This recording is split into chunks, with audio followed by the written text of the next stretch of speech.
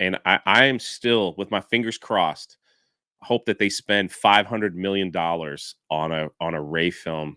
That Jeremy, you might not know this. It might not happen now. I know we're in trouble. Just hang on. Because of controversy. I know you're shocked and saddened, but I'm gonna just jump right in. Ray Palpatine movie hype, ladies and gentlemen. So yesterday, Daisy Ridley had some comments about her upcoming film. Look at Daisy with her little boy haircut. Look at she looks happy, man. All right, right behind some whatever. Anyway, Daisy said, "Once I knew what the story was and everything I knew it was something I really wanted to do. I think it's really fantastic exploration of the Star Wars world. It's a really cool way of taking the story on in a bit of a different direction." So first you have the controversial comments from the director, writer, whatever. I'm not even going to begin to pronounce her name. The one that wants to make men feel uncomfortable. The one that says it's about time a woman, shapes Star Wars. Now you have Daisy Ridley saying, we're going to take the story in a different direction. Always good signs, let's just take it from a different direction. But just reported today was, I'll pull up one of these. Several places are reporting this. It was for modern audiences. That's all she needed. I mean, yeah.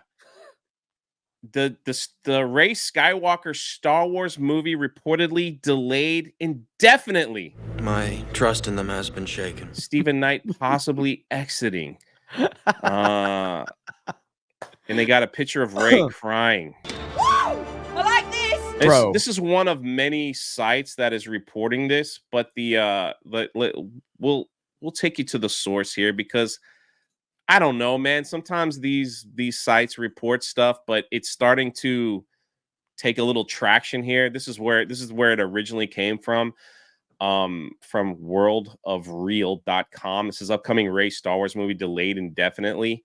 And they're just talking about like creative differences and how they're not agreeing, which is pretty much in line with Lucasfilm. So it says right here, the problems reside in creative differences between screenwriter Stephen Knight and Lucasfilm. I'm told that a draft had originally been written for the film, but Lucasfilm gave him so many notes they had to start from scratch. That sounds a lot like the first draft of The Force Awakens by Michael Arndt. So if you don't know, Michael Arndt is the guy who wrote Toy Story 3, and he was brought on to do The Force Awakens. When he wrote the outline, I believe, for Force Awakens, and this is documented, you can find it. Yeah. They basically rejected it and told him that Luke Skywalker, this is a quote from Michael Arndt, that Luke Skywalker was taking too much attention away from the new characters, that his presence in the film was taking too much attention away.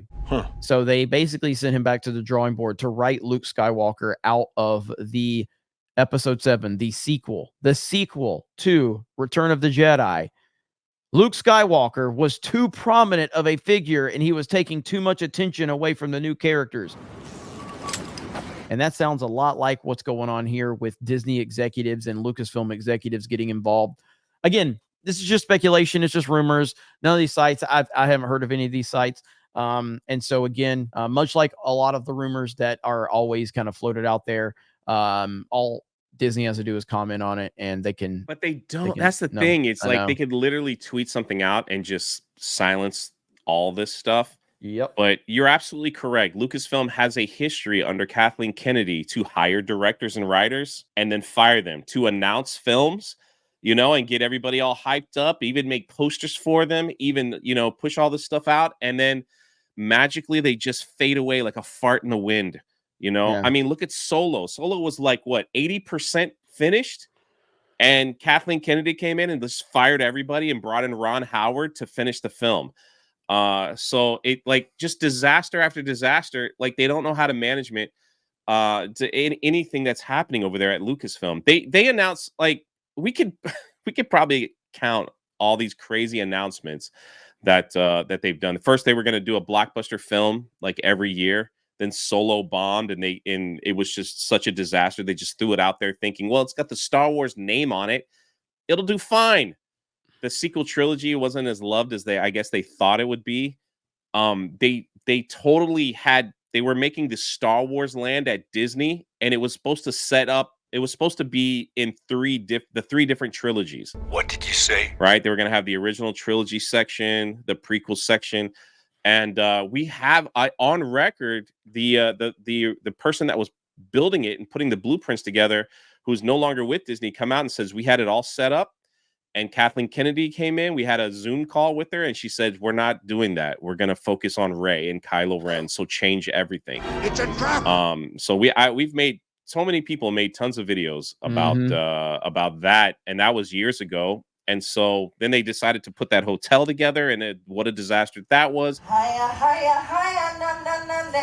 It just goes on and on and on. Oh, the guys from Game of Thrones, they get a Star Wars trilogy. Well, they left. They were like, we're not dealing with that. Rian Johnson, get excited for his trilogy. I have no idea what the heck is happening with that. It's easier to believe it than not at this point, you know? It's easier to believe this than not. Yeah, I mean, like, I'm trying to see if I can find this. So would you like to go here? I'm just curious, not only just you, but for the 3,100 people. How would you like to go here? Oh, dude, yes, I've seen that. It's fantastic. Like, the Death Star is in the middle. Oh, dude. I don't think I can. Oh, here we go. Yeah, like, look at this, man. Look at this. This is incredible. Like, you've got Bespin, Hoth, you got Tatooine, you walk through Coruscant. Oh, yeah. Dude, that's freaking beautiful, man. I would live there. If Disney built this, I would live there. It would be the most visited place ever. This is incredible. I would live there. And again, when they first announced that that Disney was purchasing Lucasfilm, this is what I thought.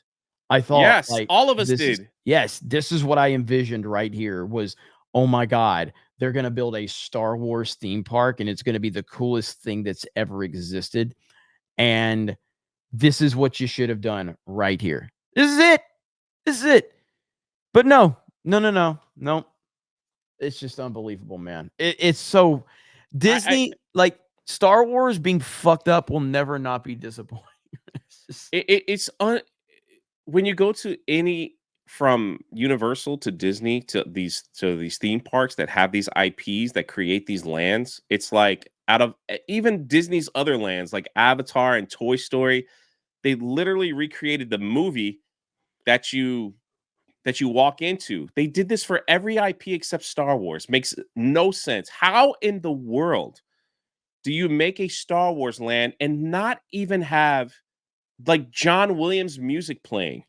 It makes no sense. They were like, well, we decided against playing the theme music because we wanted people to feel like they were actually on a planet. So instead, they have like weird sounds of creatures in the forest. It's the stupidest thing. Like, oh, dude, just give me 4 months. I could fix it. It's unbelievable. How did this happen? We're smarter than this. Apparently not. Yep. So sad but true. But look at that thing, man. Yeah, this is the coolest thing ever, man. I'd live there. I'd literally be there every day if they built that. Like, that is just insane. Now this is pod racing. Could you imagine the energy and the enthusiasm? My goodness, man. But they can't do it now. No, they can't do it now. I mean, the amount of money that they spend on stuff, who knows? They could.